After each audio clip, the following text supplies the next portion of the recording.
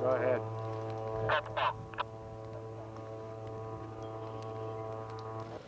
Gotta have a wagon.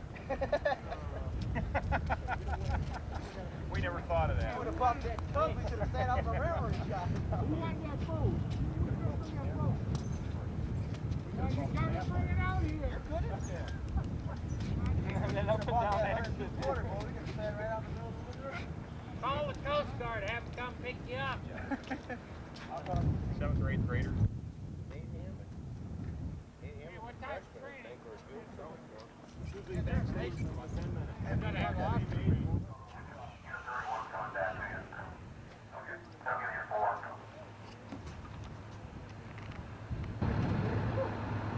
That tastes better than beer.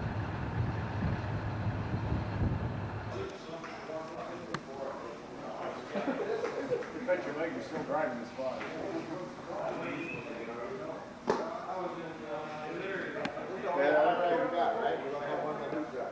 I just want to get one of all three of them.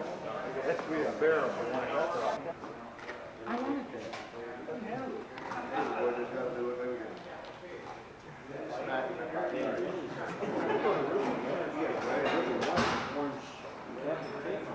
Oh, my nuts!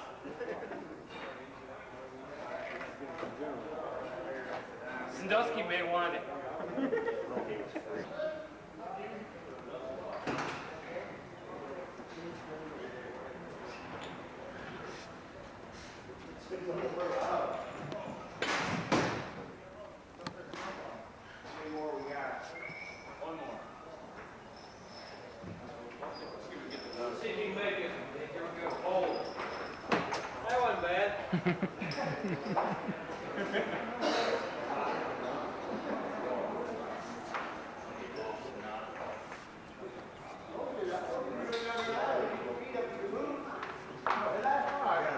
Our leader.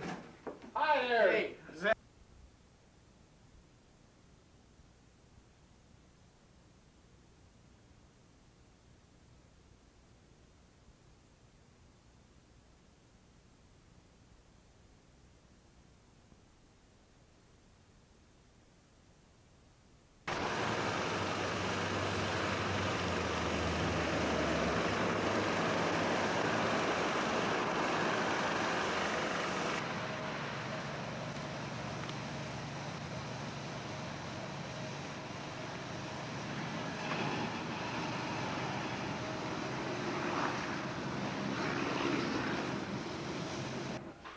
No pick.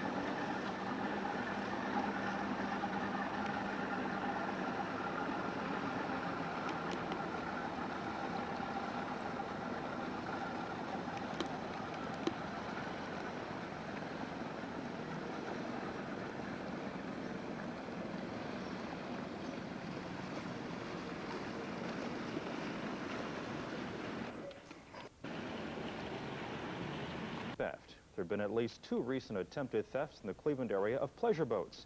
And early today, News Center 8's Neil Zurcher says someone tried to steal the Huron, Ohio fireboat. This bright yellow $25,000 Boston whaler just went into service 2 months ago here at the Huron Fire Department. But early this morning, a 21-year-old Norwalk man tried to steal the boat. However, he had a few problems. Most importantly, he didn't know how to drive the boat. And then he tried talking on the fire radio. Our dispatcher began getting radio traffic over our fire radio that wasn't making any sense, and they knew there was no fire department that was making the call, and we finally narrowed it down to it was from within our division because the signal was so strong. But that wasn't all.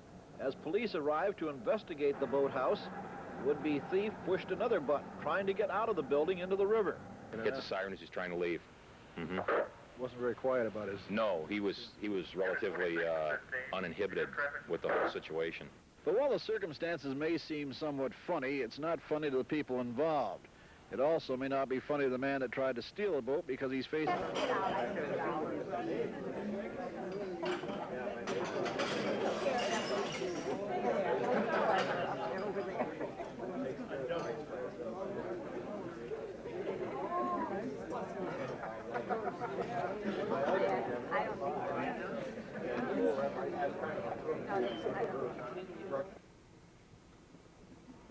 President, friends, American Trauma Society, I believe, is 18 years old this year and is beginning to develop a track record.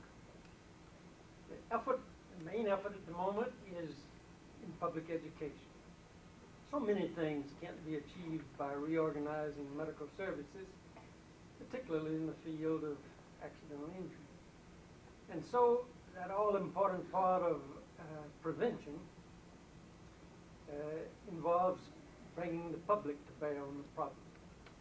And I've been very proud the last few years that as results of efforts of many organizations, many people, of which ours was one, you see an aggressive can-do approach to prevention. You see the progress in seatbelts usage. You see the progress in child restraints, in motorcycle helmets. You have seen the 55-mile speed limit. but it looks like that's in trouble at the moment, particularly out west. And of course, the heart of the problem is alcohol behind the wheel. That's the number one problem. But for the first time in the last year or two, there has been a real public demand that something be done. And that's the first time. The Trauma Society has been active in all these programs, and they've also been active in the improving care. One real continuing effort is the development of trauma centers around the country, where maybe 1% of the injured might be carried, that 1% who requires 10 different specialists, a blood bank, radiology department, laboratory at night, the resources that can be provided in only selected centers, particularly Friday night and Saturday night when so many of these things occur. So the real effort has been made to develop the trauma centers.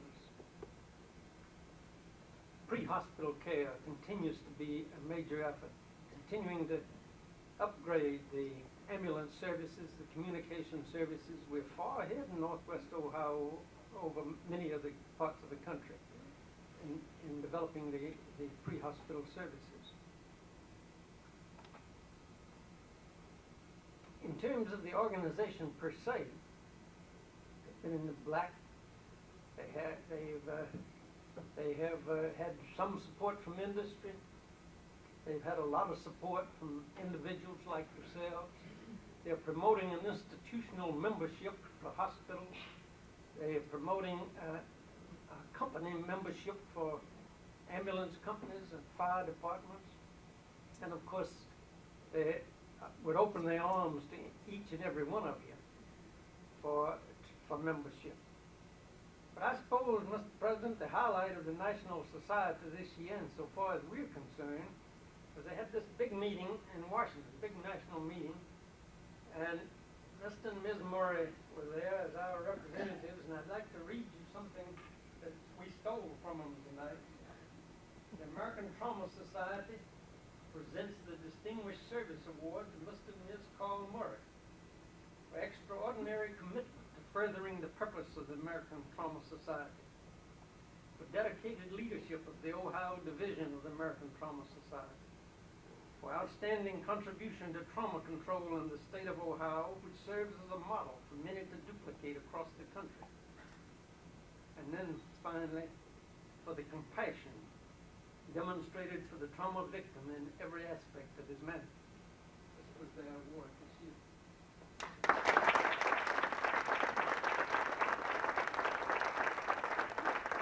Verge of receiving an amputation. The entire foot and ankle skin was replaced with a skin graft. Bony injuries had to be stabilized. During his entire course of treatment, Jefferson showed tremendous courage, facing his treatment with understanding.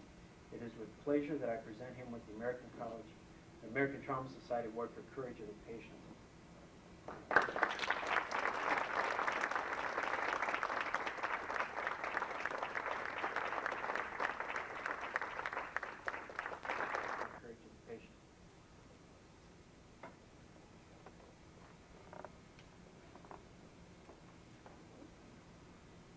In October of 1984, Larry became the victim of a traumatic farm accident.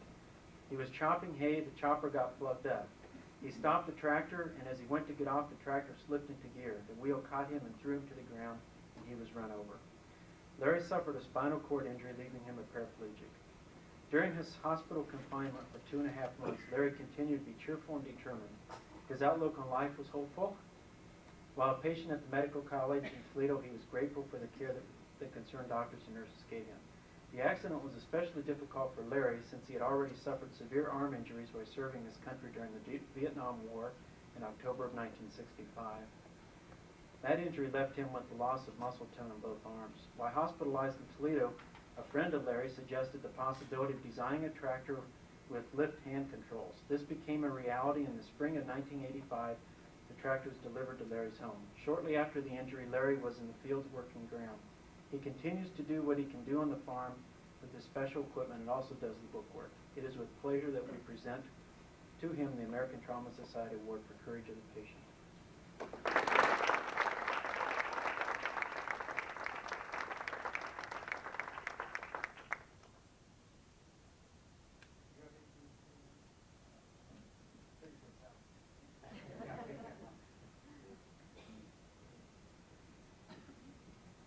I'd like to thank everyone for this award. I really don't deserve it by myself. There's so many people involved with my recovery and my getting back to work, especially my wife, Pat, and all my family and friends, and Dr. Howard and all the medical people at MCO. They really didn't let me sit down. They kept me going and got me back real quick. Thank you very much.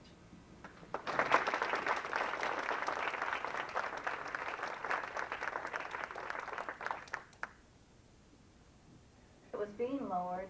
The boom came into contact with electrical wires, and 7,200 volts of electricity was conducted through the boom and into the tile and to and through John. He had his hand against the tile, and it went through his hand and came out his foot. Well, Fred said he also felt this electricity. His arms were tingling and his legs were tingling, and he yelled at everyone to get out of the tile, and he started to leave, and he turned around and saw John lying on the ground. Well, Fred went back, and John seemed to be okay. He was breathing and everything, but then all of a sudden he stopped breathing, and Fred started doing mouth-to-mouth. About that time, Mike came back down into the tile to see what was going on, and he started doing compressions, and together they did CPR on John for about 5 minutes, and then John regained consciousness. When our ambulance was dispatched to that scene, John was alert and conscious. He was joking around. He said he just felt a little lightheaded and had a pain in his foot. So we took him to the hospital on his foot, and he would be here tonight, except that he just got out of the hospital today and he's not allowed to walk around. So if John, or if Fred and Mike would come up here, I'd like to present their awards for heroism in the field.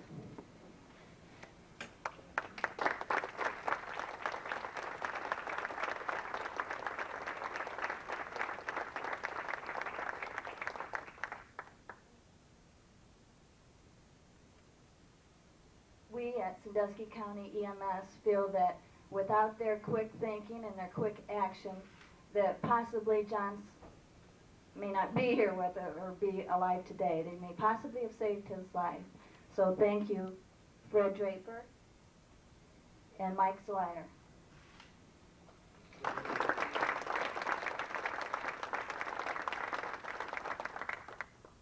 hear that John's doing okay, and appreciate what everybody's done, especially you people. We're sure glad to see y'all come down now. Tickle to death to see you. Thank you very much. Keep up the good work. Which one of you boys is from Kentucky? I am. They come, so you drove in from Kentucky today? No. Oh, you're working. Well, thanks for coming. Congratulations. I'd also like to thank the American Trauma Society. And I am glad that John's okay. Matter of fact, I seen him yesterday morning. He was late getting to the surgery. He stopped and talked to me at the shop. But I'd also like to thank our superintendent, Mr. Jeff Davey. Earlier, he started a safety program at work. And back in late January or early February, he sent all the foremen to a first aid course. So it was through that I had some idea what to do. So I'd also like to thank him and the Sandusky EMS. So thank you. Thank you. I'm pleased this evening to stand before you having nominated Stephen C. Hillard as the person to be recognized for his contribution to community service. Mr. Hillard was appointed in the latter part of 1978 by the Williams County Commissioners to develop a county-wide emergency medical service plan. Prior to that date, there was no formal plan, no organization, and various individuals and organizations will try to provide a service. These individuals got together and decided that they would no longer do that after August of 1979. So during the calendar year of 1979, Mr. Hillard was able to organize a program that has grown and developed into what we feel is an excellent emergency medical response system. He was able to coordinate the activities of many communities in the county to establish central dispatching through the Sheriff's Department. He was able to equip and implement a radio communication system between the ambulances, dispatchers, and the hospitals. He developed a volunteer system in which all the volunteers were all trained, certified by the state as EMTs. Developed an ongoing periodic training program for the EMTs and was able to secure ambulances for the communities in the county. The people in Williams County are very supportive of their emergency medical system and feel it's an excellent one. We attribute a lot of success to this program to Mr. Steve Hillard, a person who has devoted extensive time and effort in seeing that a quality program is available for the people. Numerous things have occurred to that system since 1979, including a 20-hour training program for EMTs, ongoing clinical experience with starting IVs, public education of support functions by the emergency medical system, including training for CPR techniques throughout the county of Williams. Over the period that Mr. Hillard served as Williams County EMS coordinator, he was instrumental in not only seeing that the EMTs were proficient, but also seeing that they had the equipment they needed to do the job. In May of 1986, he accepted a position with Remsville. A good career move for Steve, a definite loss for Williams County, and I'm sure a definite gain for Remsville. I personally, and I'm sure that I speak for the people of Williams County, feel that Steve Hillard is most deserving of this recognition for his contribution to the community service. I might add that in speaking with him this evening, that I believe the young man who we recognize this evening, Jefferson Davis, was treated pre-hospital by the same system that was established by this young man, Steve Hillard. So Steve, would you please come up?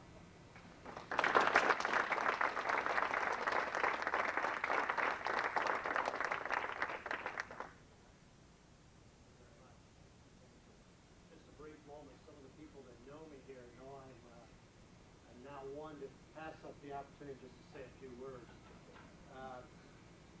You watch TV and you watch these award banquets and you think, boy, those people stand up there and ramble and carry on, and there's got to be a reason that they ramble. And I'm standing up here now going, what am I going to say to all these people? So I appreciate what they do on television.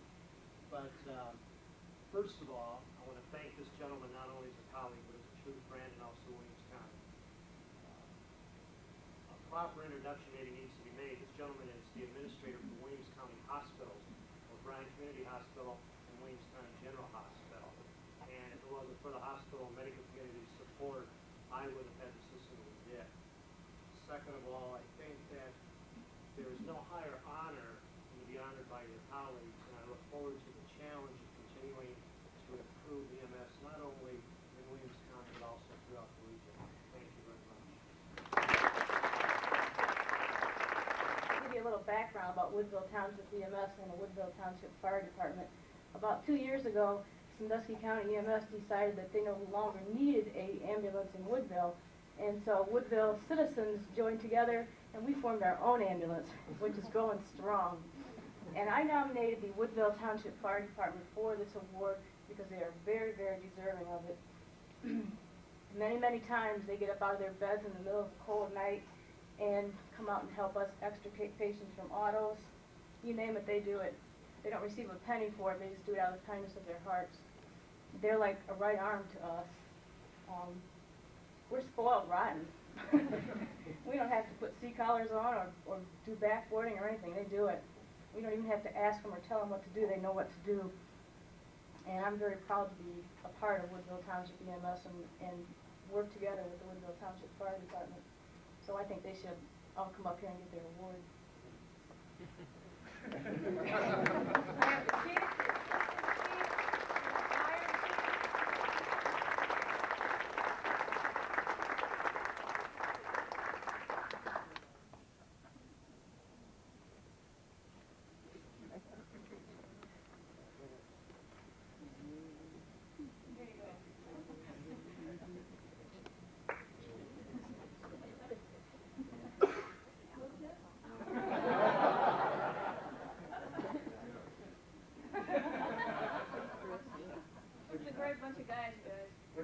It's off. Or on. Okay. Well, thanks for inviting us to your Family Society banquet. We've got a bunch of firemen out there with Bill. I've been chief for 19 years. I just retired 1st of November or October. Oh my! Chief out there now, and I'm sure we're going to continue on with the same program we've had. We've had wonderful support from our community. I managed to get the equipment that they need, and they do the work. And that's the way it's been for too many years. Again, thanks for inviting me.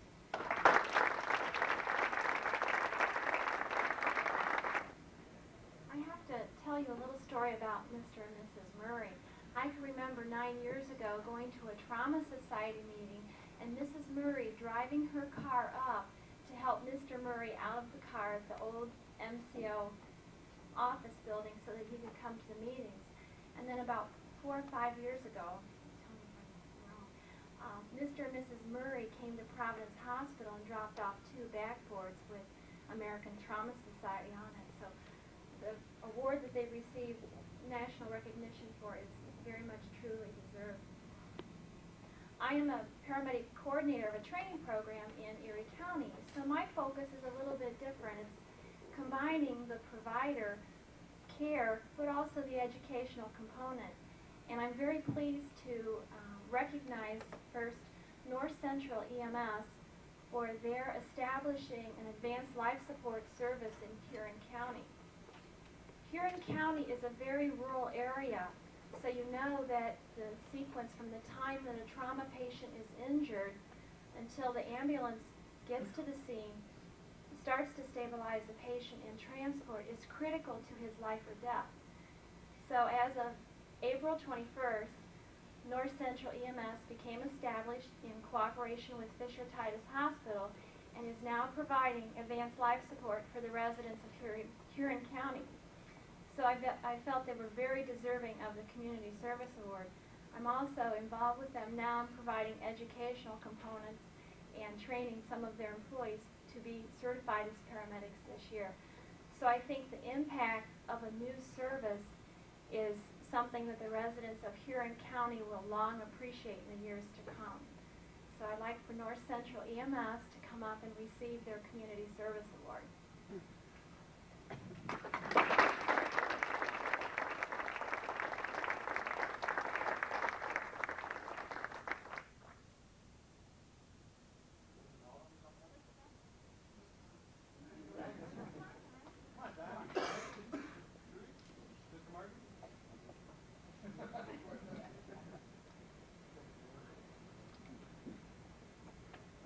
This represents a lot more than what I'm holding here. This represents a lot of work from police, from Mr. Edwards, supervisor, paramedic. Mr. Ballard is also one of the other supervisors. Mr. Mayor, who's the supervisor of dispatching operations for us. We were the first in the area to field the advanced life support system, and we fielded it in state-of-the-art equipment.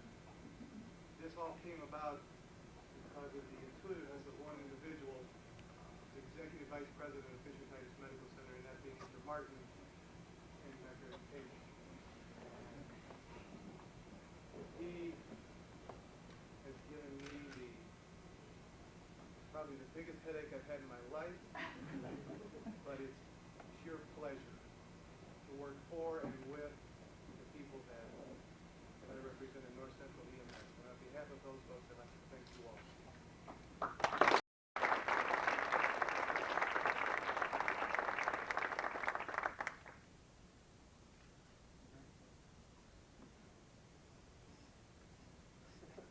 You need a copy of this to hang in your office.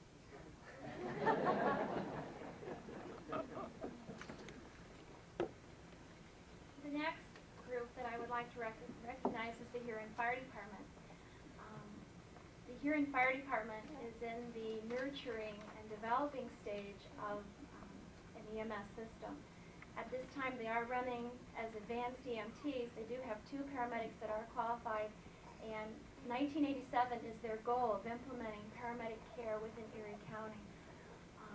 A very young, dedicated, enthusiastic group of young men. I've had the pleasure of working with them over the past 2 years. They truly are deserving of this award. Huron has gone 24-hour on-duty coverage, decreasing their response time to any call. They're just moving into their new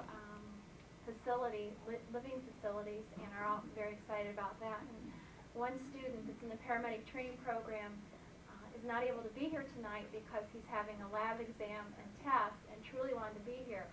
But I'm real pleased that Dr. Lowell Johnson is videotaping this, so he won't miss very much of the presentation. But Huron is really going to go places, and I think it's because of the dedication and enthusiasm that these men show. And I would like Dr. Mike Babbage to come up to present the award to the Huron Fire Department. Dr. Babbage.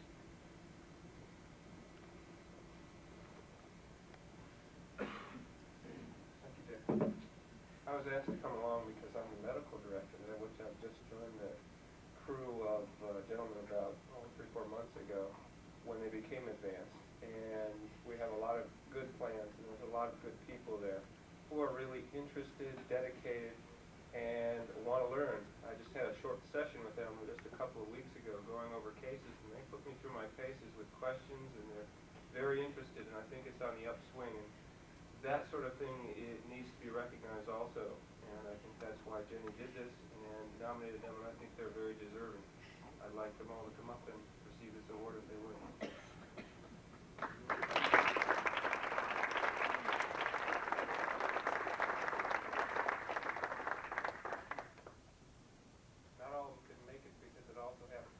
Prevention weekend. It was their turn at the mall tonight.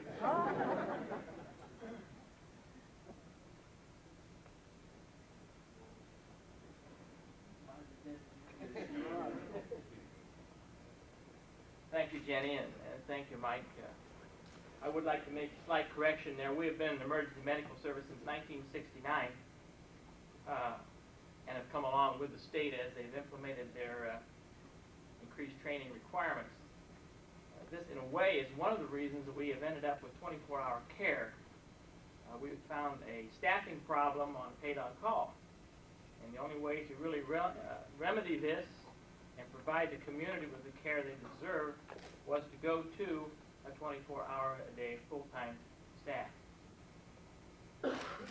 Because of this, we presented it for our chief, John Zimmerman, who had other commitments, and I presented it to City Council. City Council has gone along with us. The community passed a levy, and the result is that 24-hour coverage, addition to our facilities, and 2 paramedics on board, advanced, and a lot of other good things. With us tonight is the Honorable Edward Asher, Mayor of the City of Huron, and sitting with him, Rick Whitaker, our City Manager. And they have given us undying support in this endeavor, and we really appreciate that. And we want to thank Jenny and Providence and the Shawnee Society for this work. Appreciate it.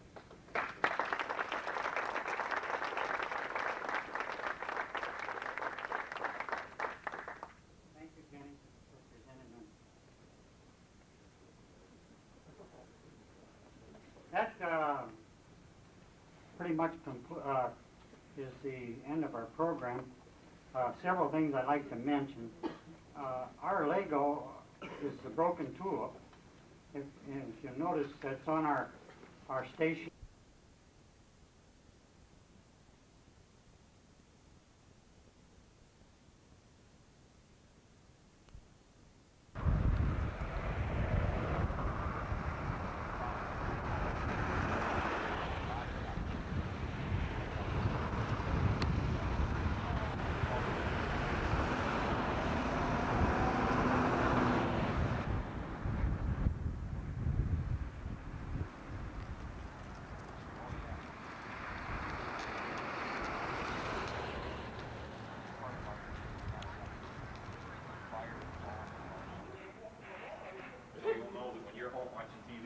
There you go. Very good. That's quite adequate now. Well, that's not.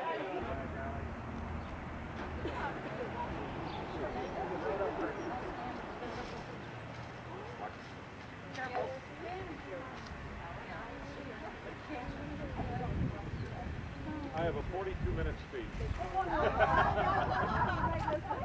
That's not going to take too... Well. No, I think that... That's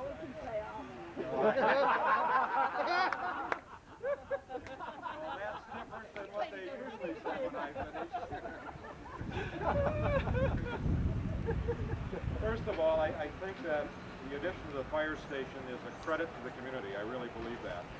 And I think that the people in this community know the importance of rescue squads and fire protection, and it makes it a safer place for all of us to live. Secondly, I would like to thank John Zimmerman and the fire department, because they're the people that basically came up with the original idea. They're the people that worked on the plans. They're the people that also went to the voters to sell the issue. It wasn't sold by the council. Matter of fact, I think it was requested that we kind of make it low-key. And the firemen, under John's tutelage, actually did the work of selling the levy and following it up. And if you have not been through the facilities, I think you're going to be amazed at what was accomplished with the monies, and that they were spent intelligently, which I think this city has done.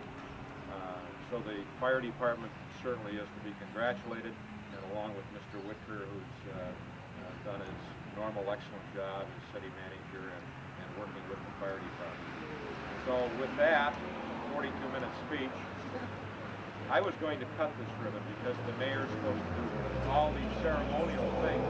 But as most ceremonial things happen, somebody comes down and cuts a ribbon that may have never been there before, or somebody cuts a ribbon that basically didn't have a whole lot to do with it. We're not going to do that this morning, because I'm going to turn the shears over to John Zimmerman, because he is more deserving of cutting this ribbon than certainly I am. So, John, you get the honor.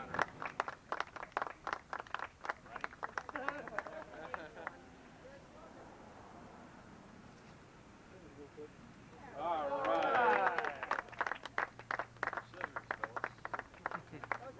I'll take those back. They have to go back to the proper chain of command. Oh, okay. They're handed to me, and I don't want to be accused of losing them. Here, Phyllis, you ladies. Oh, watch this. Watch this. Michael. Thank you. No, you got it. Good. Good. Very good. Came out nice. Were you, have you been upstairs? Yeah, I took them all the way through.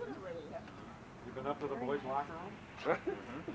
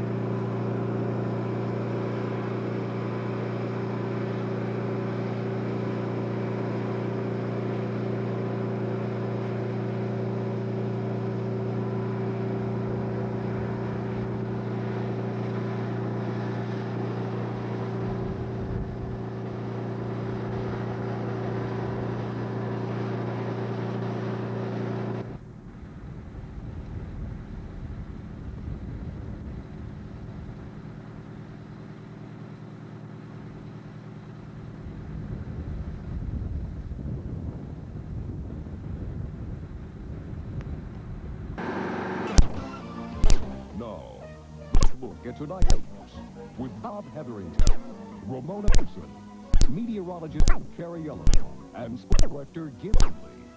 This is the 10 o'clock news.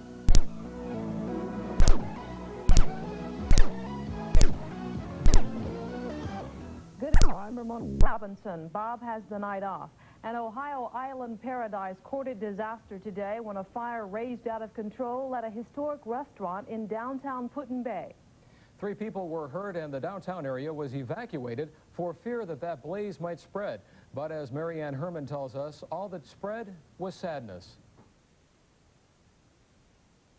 Saloon and restaurant. Islanders say it was a family place and a turn-of-the-century historic building. That's just history now. It's a shock to everybody here because, like I say, it's not something that we expect every day to happen, but it did. 15 people were inside when the fire started. 1 employee and 2 firefighters were flown to a hospital on the mainland and treated for burns and smoke inhalation. Everyone else got out fine. It took firefighters several hours, though, to tame the blaze. 6 other departments were called in, and a few vacationing Cleveland firefighters helped out. But there were problems. The water they got from the lake was full of plant life that clogged the aging equipment. We had to shut down periodically and clear the strainers on the trucks to pump water. What did that cost you? Not really anything. The building was gone from when the fire started. There was nothing we could do but protect the adjoining buildings. The fire started when a propane tank blew. It was out front to operate the grill, and firefighters say since it was a propane fire, the old building went in no time. And it was lucky it didn't happen at night, when up to 800 people would be inside watching the entertainment. People would have been trampled to death, or it would have been like that fire in Cincinnati. Put-in-Bay is a top Ohio resort on South Bass Island, about 10 miles offshore from Port Clinton. And Memorial Day weekend would have been the biggest yet for the island's popular watering hole. The grocery store attached to it was the only one on the island. Even though this happened at the beginning of the season, the mayor says it won't keep tourists away. But it's, you know, if it's their favorite spot, they're going to miss it. But whether they will decide they have another favorite spot, that's something else to be seen afterwards. You know, it's going to be hard for a while. There isn't any question about that. The owner's son says it won't be for long. Rebuild.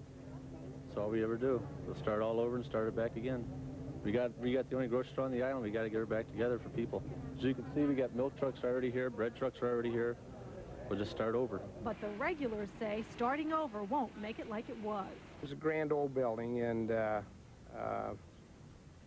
know, what can you say? It's gone, and we'll miss it.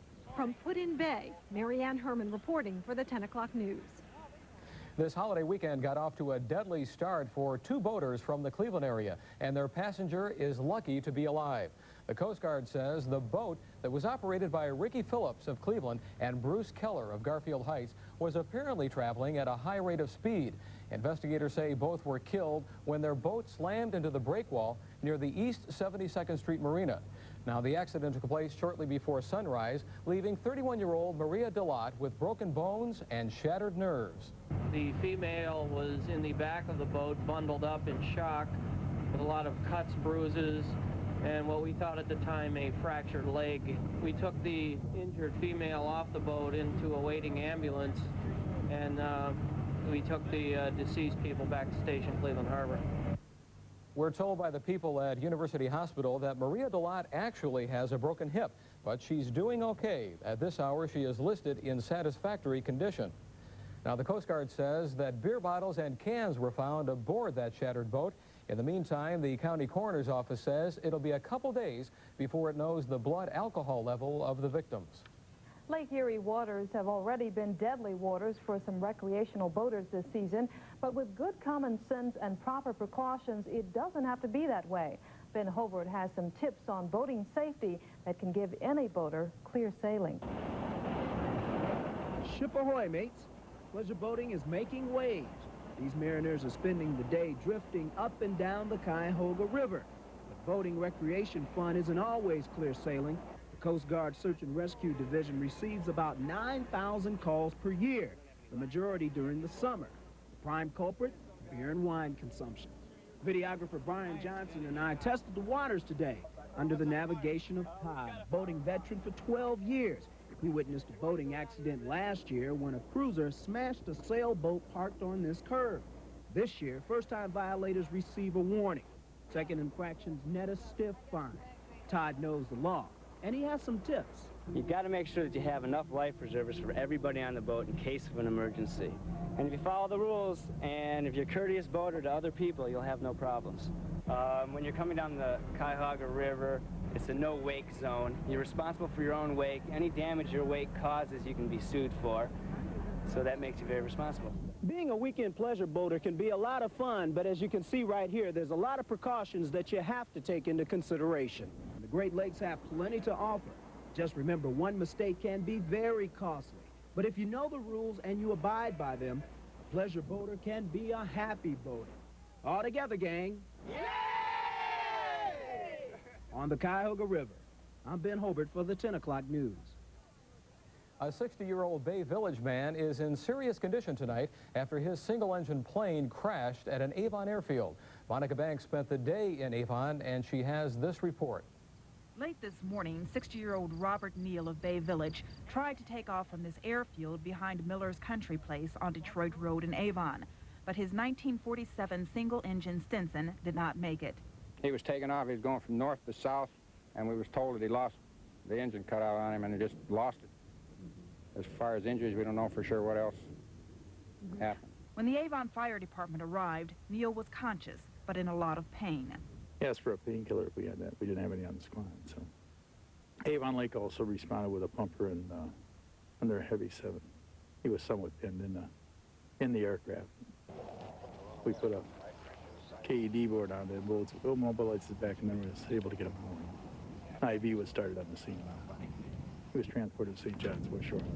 The hospital reports he's in serious condition with back injuries and a possible concussion. Authorities say the pilot was experienced and had been flying from this airfield for years. FAA officials say there's nothing unusual about flying a plane as old as Neal's 47 Stinson, but they say there's a possibility the pilot accidentally turned his gas tank selector to an empty tank rather than the tank which was full of gasoline. The 4-seat plane suffered substantial damage. The FAA expects to have a more complete report next week. Monica Banks reporting for the 10 o'clock news. New charges have surfaced against a 17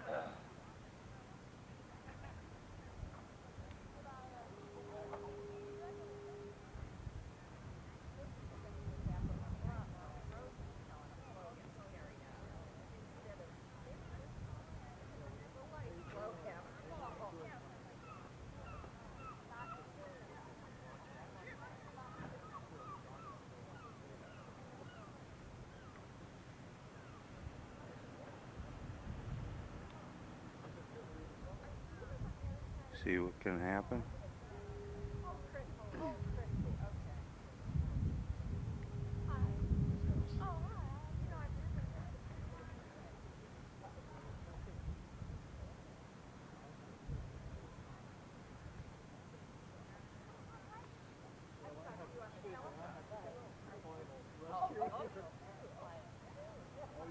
Man,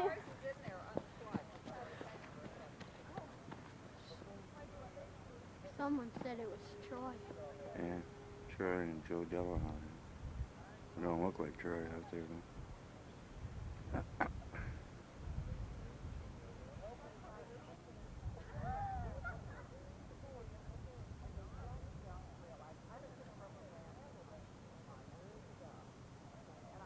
Mom's got film in here. Are they on that thing, Mike? Huh? Is that what they're on? What? Did they get the guys out of the water yet? Yeah, they're already on the beach. That's what the boat was for. Is this the early spring cleanup, Bill?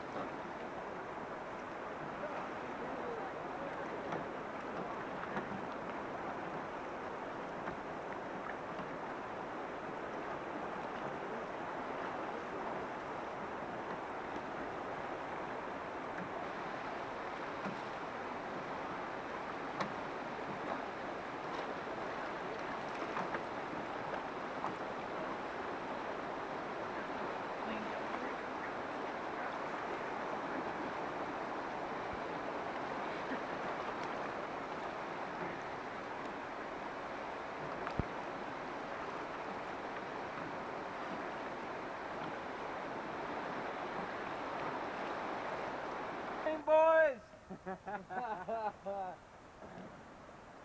See why we put people down here?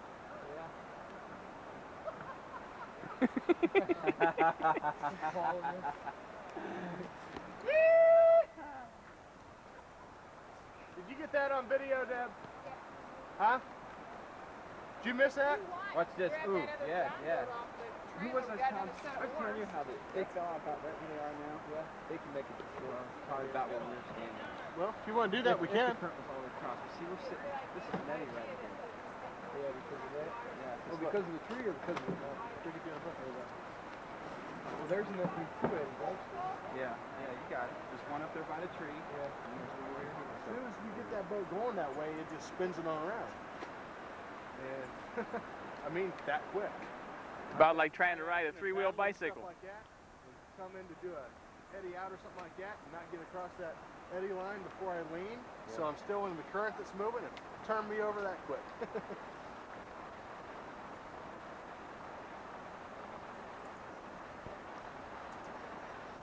We've gone, I mean, a lot faster water than this, and done our downstream leans and everything, and we had those boats turned so tight, you had water just starting to come in over the gunnels. I mean,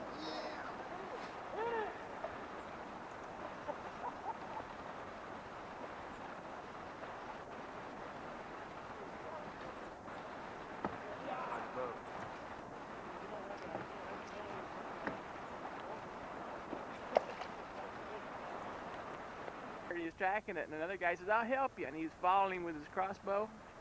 I don't know whether he tripped or what, and he shot the guy right to the leg. They are going to walk across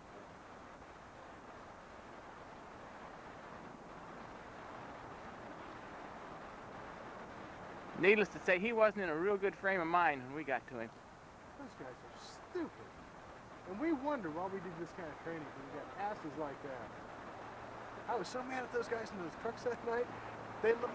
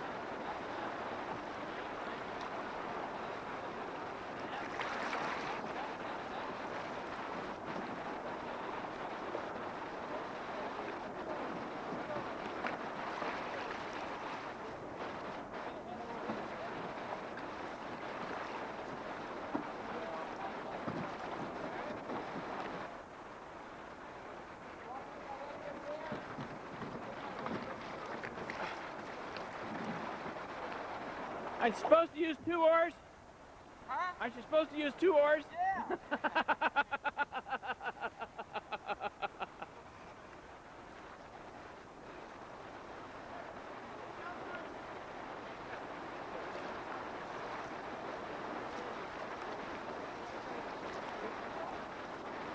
No.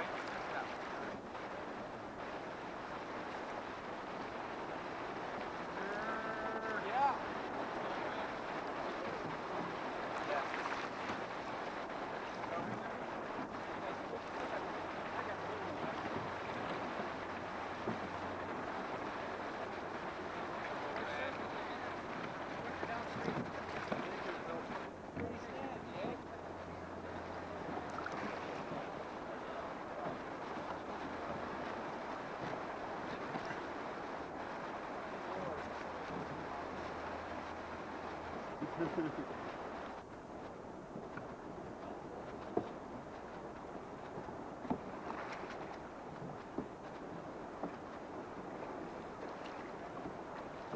Try to hit that standing wave up there, O.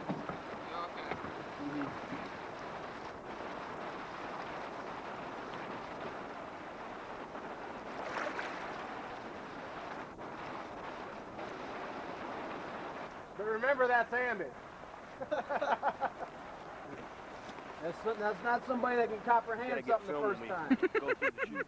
He's better have some broad shoulders. It'll come down pretty hard on him. Andy? Not that he ever deserved any of it, of course. Fireman, fucker, fireman. Oh, you betcha. You know, for the book, the rescue book and all that, we don't make a dime on doing this. Matter of fact, we lose money because they keep the shit out of our book.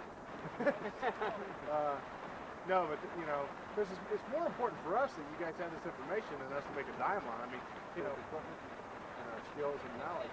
I didn't know anything about it until Roger got on the department. I basically just went there and bought the boat. So a lot of people.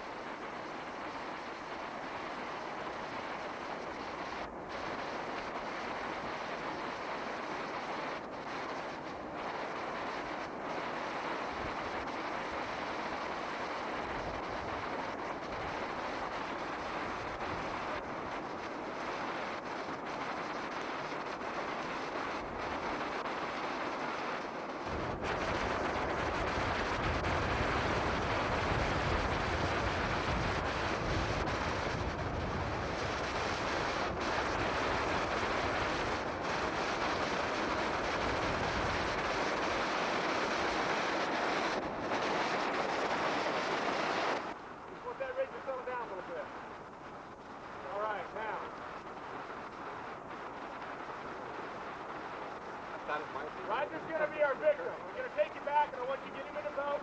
We'll get him, okay? So when...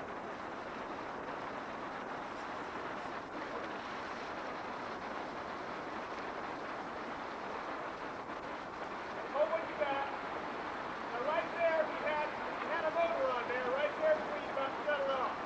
Okay? Come a little bit to the left, just a little bit. That's good. Hold what you got. Downstream. Downstream, it's yours.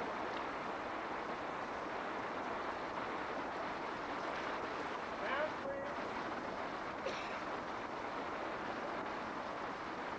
Take you back till you get him right up to your stern. Downstream. I want everything he does. Take a little bit. Take a little bit. Now, the best way, listen to me guys, the best way to bring him in that boat is the stern. Okay? Stay with part of your boat. If you're going to work him in a boat, work him into the stern.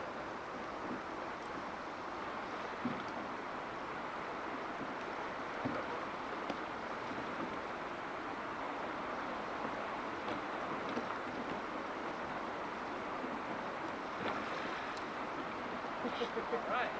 Good.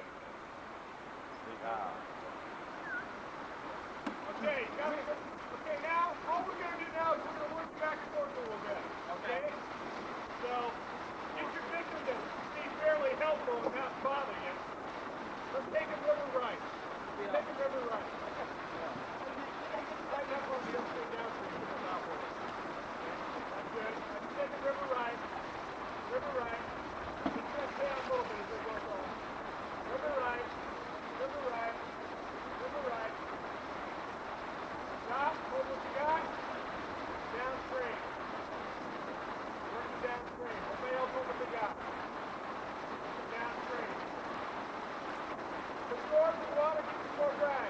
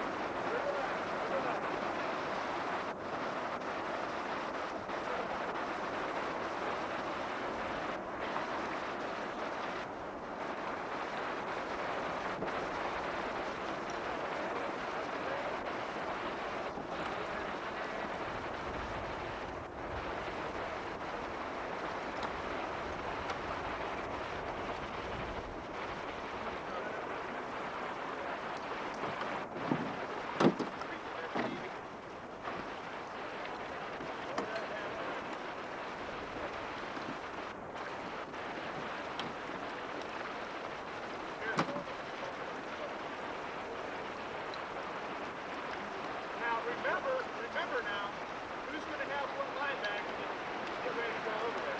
Who's going to go over? Hook both up, then just... Now you're going to have to disconnect your bow. All right. Which one is this one? That one's actually...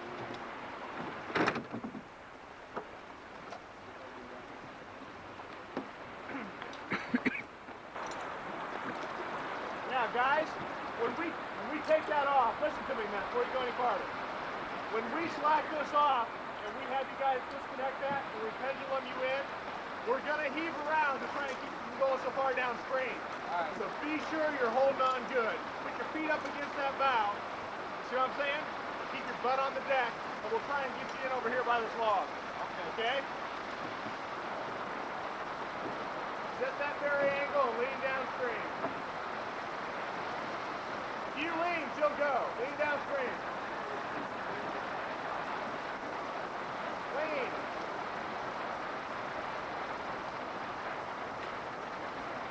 Pull up on your bow a little bit.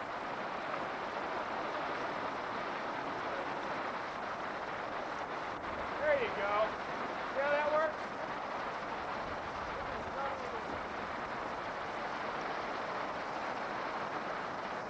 Keep that stern downstream.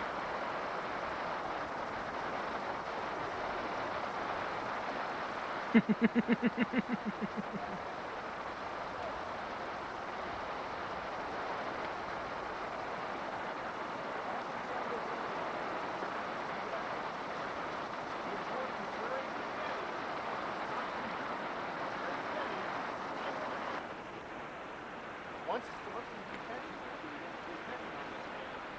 okay, tighten it up so we can loosen the brake.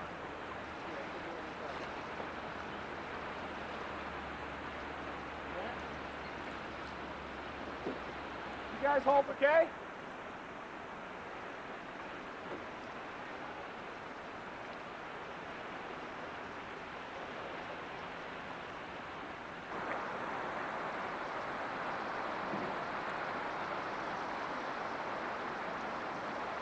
Boat operator, remember, once he's got that line in the bow and you start coming back, if you need to use your oars to keep yourself situated, use it.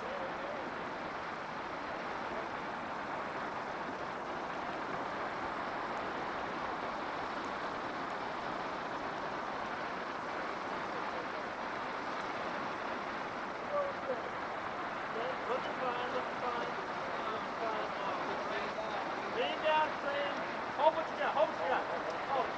Let him go down. Looking good, looking good. Okay, keep it going.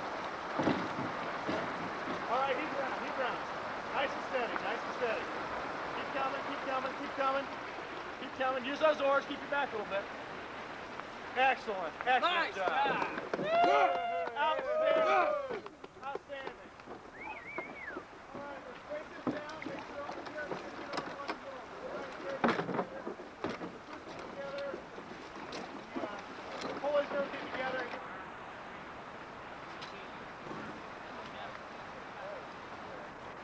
How we coming? You got a pair of pliers, Joe? How they do it? I'm going to remember this. We're in the rescue, okay?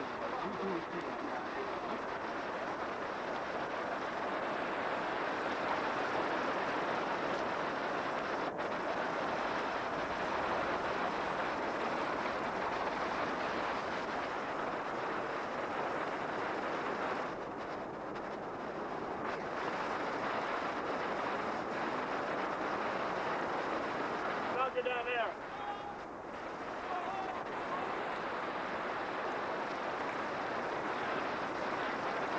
He's all dressed up. Yeah, that's a fearless leader. Remember to arch your back when you go over, Chief. Arch your back.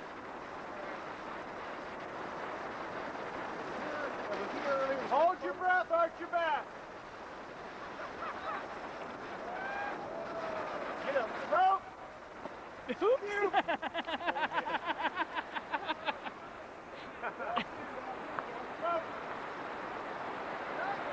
Grab the bag.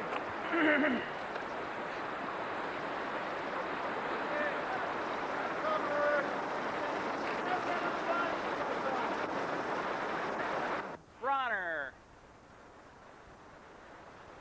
Let's shoot the falls, Bronner.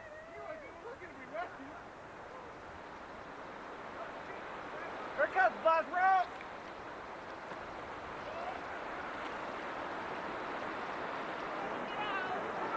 This is Osterling.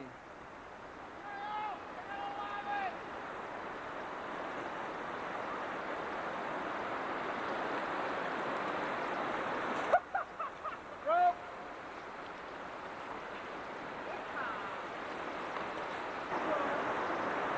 Andy, the kid.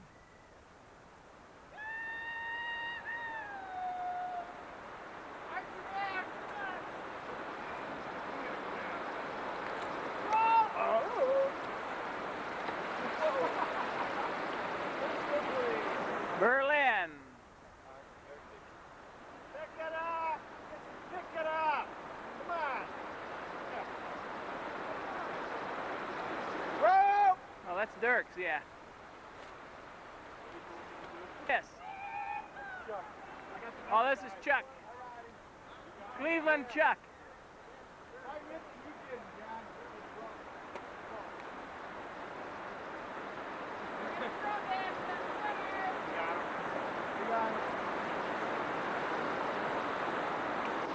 Do it, Chuck.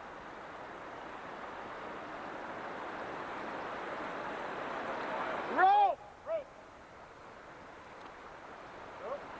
Throw him another one. Throw another one. Throw another one.